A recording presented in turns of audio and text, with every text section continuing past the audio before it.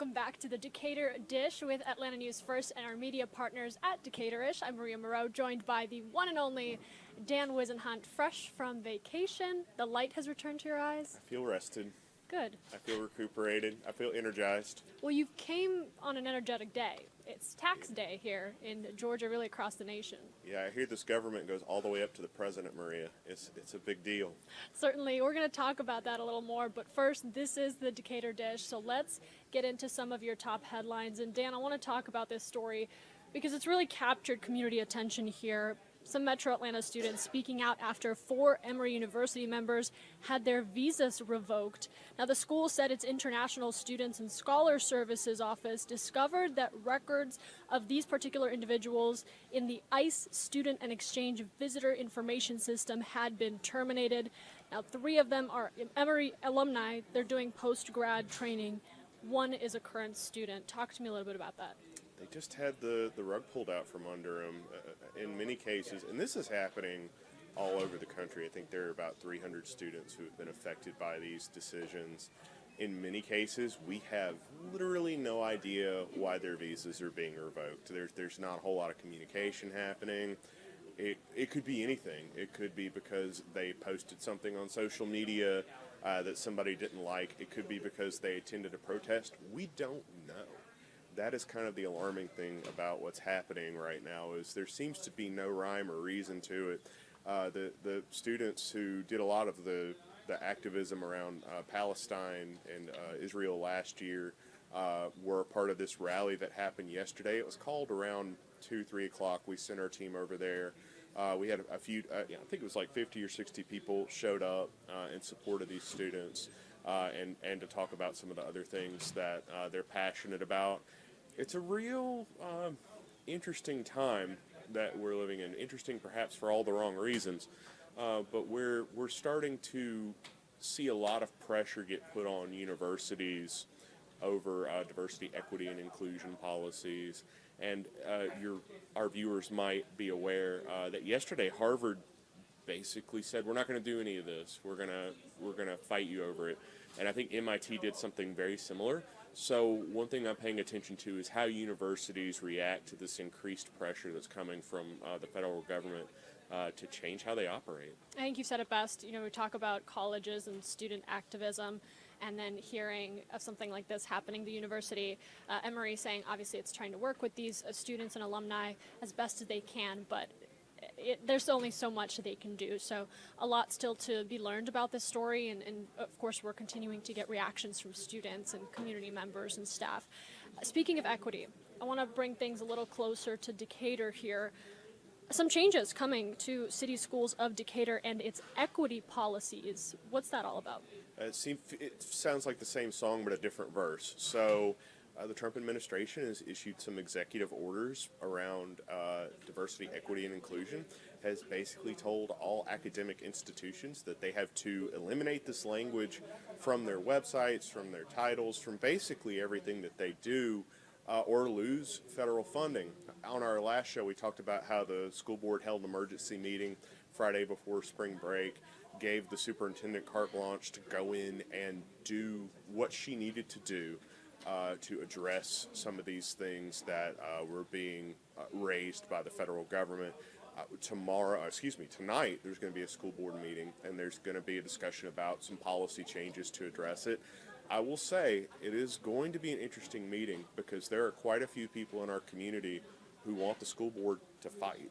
They want them to put up a fight the way Harvard did. Now, Harvard has a huge endowment and a lot of alumni and really influential people backing it. City Schools of Decatur is just a small local school system. They would be seriously affected by any sort of federal funding cuts. So I don't know how much appetite City Schools of Decatur is going to have to pick a fight like that with the federal government, but I know there are a lot of people in our community who really want them to. So it's going to be an interesting meeting. Yeah, certainly. And a public portion of the meeting, is that on the table? It is all going to be public as far as I know. They're going to start with an executive session, I believe. It's going to last a couple of hours, our reporter Jim Bass was telling me. I can only imagine what will be discussed in there. I'm sure this will be a part of it. And then there's going to be a public portion of the meeting with comments, and there's been some talk in the community of people showing up. Now, of course, what people say online and what they do in person often don't always match up, so we'll see what happens. But I know people are really upset right now, and they see this as the school board caving, rightly or wrongly, fairly or unfairly, and they want the school board to fight back. So we'll see what the school board does tonight. Fair enough. Well, hey, the recent election still a topic in DeKalb County as we get into April. Now, resident Bill Henderson stood before the county's election board recently challenging more than 100 voter registrations because of certain addresses that were listed on them. The board, unable to break a vote, decided not to move forward with these claims. Just break it down for me, because this has been going on for some time. This happens almost monthly at the elections board. There are groups that organize around challenging voter registrations, most often because those voter registrations are tied to what is perceived to be a P.O. box or a UPS box. Now, the law in Georgia is, and I called my friend Gabriel Sterling at the Secretary of State's office before we did this show because I wanted to clarify this. So, no, you cannot use a P.O. box to register to vote. However, there are a lot of people that live at apartment complexes that have a general mailbox that registers as a P.O. box, even though it is not a P.O. box as such. And so that is a good bit, I would wager, of what's getting caught up in some of these challenges. The elections board to date, I don't believe, has accepted any voter challenge or questioned the eligibility of any challenge that has been brought to them, despite it being brought to them repeatedly. I think they deadlocked yesterday because one of the board members was absent. It probably would have been a 3-2 vote against had that board member been there. But this comes up quite frequently, and I think you and I spend a lot of time on this show encouraging people to vote, and mainly it's because there are people out there who spend a lot of time trying to make sure people don't vote. So we are the antidote as best we can be in these situations. So I would encourage anybody who is concerned about their voter registration status to go to the Georgia My Voter page and check it out. Make sure you are still registered. Make sure you know what your polling place is. There's been some polling place changes this year as well. So stay on top of this stuff, because there are people out there who are actively working to make sure that you don't get to exercise your right to vote. Yeah, but certainly Bill Henderson would agree with you on that. It is tax day, Dan, so we got to talk about this before everyone shuts this episode off because they don't want to hear it. It's important information, and just recently, Governor Brian Kemp, actually about an hour and a half ago, signed an executive order for a $1 billion tax refund that you could be eligible for. The two bills will lower the state's income tax and give Georgians a one-time tax rebate. We have John Bliss with Kingswood Wealth Advisor here to help break down what this means for you and how best to navigate financial uncertainty. We'll have that for you right after this break.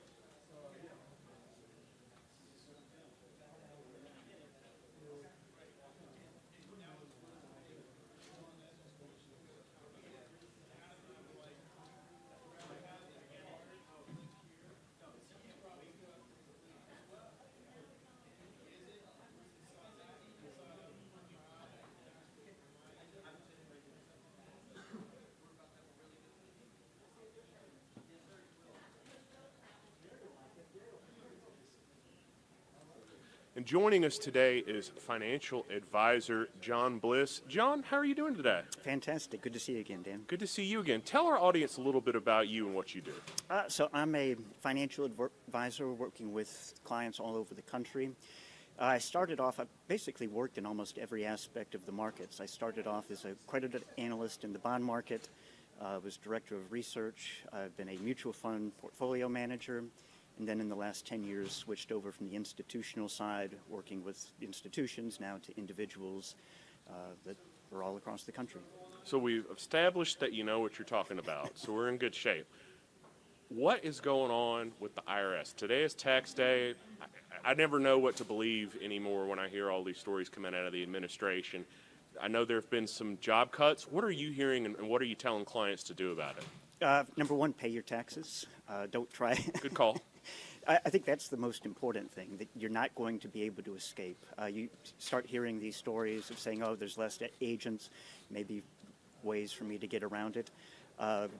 They will get you. So just go ahead. I believe in Georgia we have till May 1st due to the Hurricane Helene without a penalty, so there is an extra 2 weeks. But just go ahead, bite the bullet, get it done, because Uncle Sam will always take his dollar.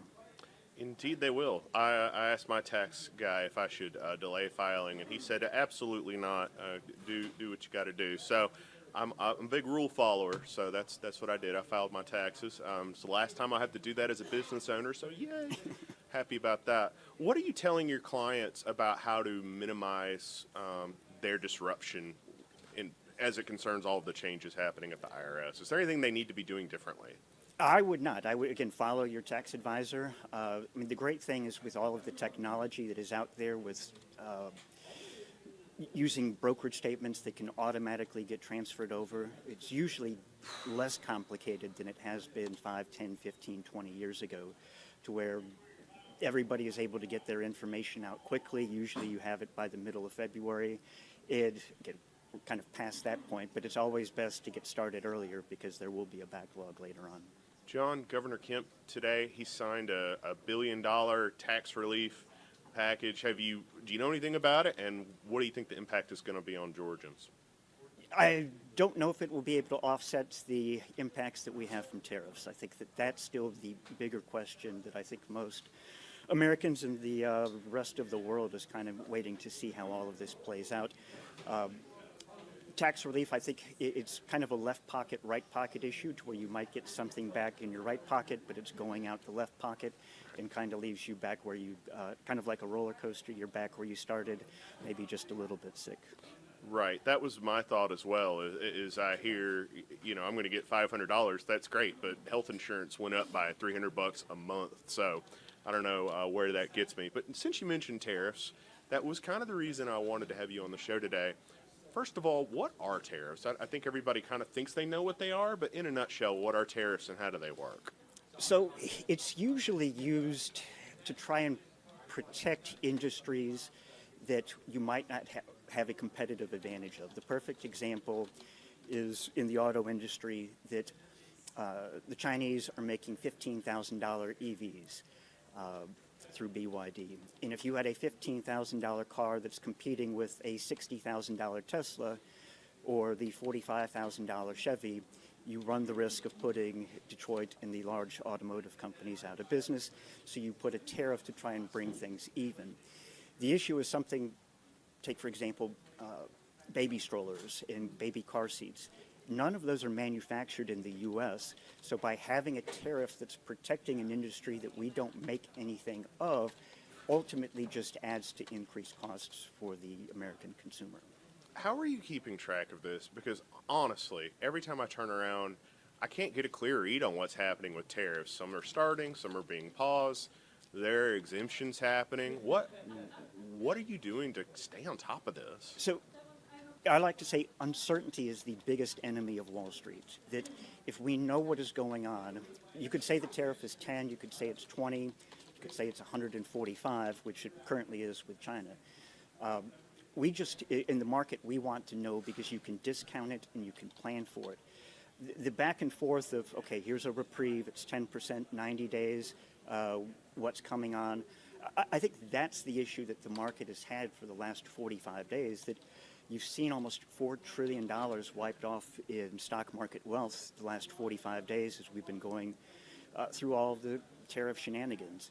And The way I look at it, the United States is a $30 trillion economy. That's what we do every year, $30 trillion. The trade deficits that we run with the rest of the world is $900 billion. So you're talking less than 3% of the economy is impacted by this $4 trillion that's been lost the last 45 days. And the ramifications are, one, we want to know what is the policy going to achieve. Is it here to save or create jobs? Is it here to increase revenue that they've said this will help pay for the federal tax cuts that are forthcoming? Or is this just a negotiating tactic to get better terms with our trading partners? And the mixed messaging, again, Wall Street hates uncertainty, and that mixed messaging has really been the problem, that you don't know what you're going to wake up to, what tweet or X post comes out that completely changes the dynamic. I think the main thing I'm looking at is again, there's a saying, the message of the markets, that markets are always telling you something that's going on. You just need to know where it is that you're looking. And I don't see jobless claims moving up, which means people are getting laid off because of tariffs. I don't see shipping costs completely drastically falling off a cliff, which means there's still trade activity going on, even though I expect with China that will fall off. I think that this ends up being something temporary. And the main thing is, I think we're beyond saying this is a correction in the markets, but I would say that we're somewhere near that panic level. So again, losing 17% of market value in 45 days qualifies as panic. And what I tell clients, good investors do nothing 99% of the time. And that other 1% of the time is how you handle the chaos and the panic. Warren Buffett always likes to say the stock market is the only market in the world where prices drop and people run out of the store screaming and going crazy, instead of, I could say, Black Friday, day after Thanksgiving sale where they line up. So again, it creates opportunities, but the best thing is just sit back. If you don't need your money for the next 2 years, look at opportunities for the next 5, 10, 15 years. The last time we were talking 5 years ago during COVID, market had a huge correction, 20, 30% down in a matter of months. And the market was already recovering April, May, and June, and we didn't have a vaccine before it was December, January. So the market's always looking ahead 6 to 12 months, and this uncertainty is what's kind of reset all of the decks. The thinking was this was going to be the most pro-business administration that we've seen in history, and rolling out these tariffs the way that they have been has completely disrupted that theory. And Trump 1.0 was always looking at the stock market as his report card. So far, he said he's not doing that. The question is he going to look at the bond market with what interest rates are doing, or will he start looking at polls again? The poll that came out, I think, from CBS News just 2 days ago showed the approval rating is down 6 points the last 2 months. So talk to me about the bond market, because you mentioned it earlier in your intro, and my understanding is that the uncertainty in the bond market is what prompted him to pause Correct. the tariffs? Well, that's my view. That right. the most important market in the world is the United States Treasury market. We hear that we have $26 trillion of debt. All of that is backed by government bonds. So there's $26 trillion of United States debt outstanding. And kind of the, I don't want to say dirty secret, but with this trade imbalance that we have with China, that's on goods. So $300 billion a year with goods. What China has done the last 25 years is reinvest that money back into United States treasuries. We get everyday low prices at Walmart from cheap Chinese goods. They get jobs for the economy, and we get lower interest rates. It's why we haven't had a 10-year treasury below 5% since 2007. We haven't been 6% since 2000. And as we started creeping up towards 4.5%, the administration worried, because with this huge amount of debt that the United States holds, if we're trying to refinance that at 4.5%, 5%, 5.5%, I mean, at what point does it really get out of control? In the budget, you hear people talking all the time about the percentage of interest that the government is paying could become the largest part of the U.S. budget. And if interest rates continue to move up, that becomes the risk. John, as we're wrapping up here, over the next few months, what are the economic indicators you're looking at? What are the stories you're looking for that will help you guide your clients as they navigate all of this uncertainty? So every Thursday morning, you get a jobless claims report of showing all of the people that were filing first-time unemployment. That comes out 8:30 every morning on Thursday. And that has remained historically low, around 220,000. If you start to see that move up over the, again, 1 week does not make a trend, so you don't panic with one number. But if you start to see weeks and months of that increasing above 300,000, looking at the inflation data, what is actually coming? I thought, my view at the beginning of the year was we were probably on a downward trajectory. Look, at prices are never going back to where they were 5 years ago, but if they can steady out, again, that provides some calm for the markets, and this disrupts that. To go back to tariffs, one of the things that I don't think gets enough attention is there's an on-the-water clause for all of the shipping. The average cargo ship that comes from China, that takes about 30 days to get to the United States. And Liberation Day, which was 2 weeks ago, those tariffs, if it was on the water and had already left the port, those are not eligible for tariffs. So you've got roughly 2 to 3 weeks of more goods coming into the country that are not going to be facing these tariffs. And we've seen this huge surge in imports the last few weeks. That might detract from GDP in this first quarter report. If you look back to your old Econ 101 formula, imports subtract from GDP until they get quantified as inventory. So that would be later. We had the same thing happen in 2022 in the first quarter. Remember, there was a negative GDP print, and everybody and their brother was calling for a recession that never materialized, because that was as China was opening back up their economy. We were able to import. That really doesn't impact overall consumption. So I'm going to kind of throw out this quarter's GDP report and not pull out my hair too much. I'm going to be looking at what's inflation doing, what are consumers doing. Are they, right now, consumer confidence is at a multi-year low.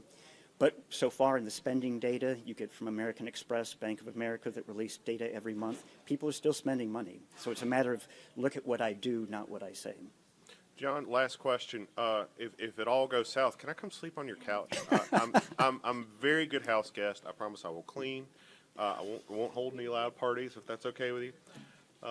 You're more than welcome. Sure. Thank you, Jim. Just kidding. But John, financial advisor, John Bliss, thank you so much for joining us. Can you please come back and break this down for us again sometime? 'Cause Definitely. I have a feeling the economy is going to be a big story over the next 18 months or so. This is the Decatur Dish Show. We tape right here, we stream right here in Atlanta News First Plus every Tuesday at 12:30 p.m. To check us out, download the Atlanta News First Plus app. It's completely free. It's a great way to support us and our content partners over at Atlanta News First Plus. To check out all the latest news from Decatur, Georgia, and the surrounding communities, visit Decaturish.com. With that, we hope everyone has a great week. Please spend wisely. Don't panic. File your taxes, and we will see you next Tuesday right here at 12:30 p.m. on Atlanta News First Plus. Have a great week, everybody.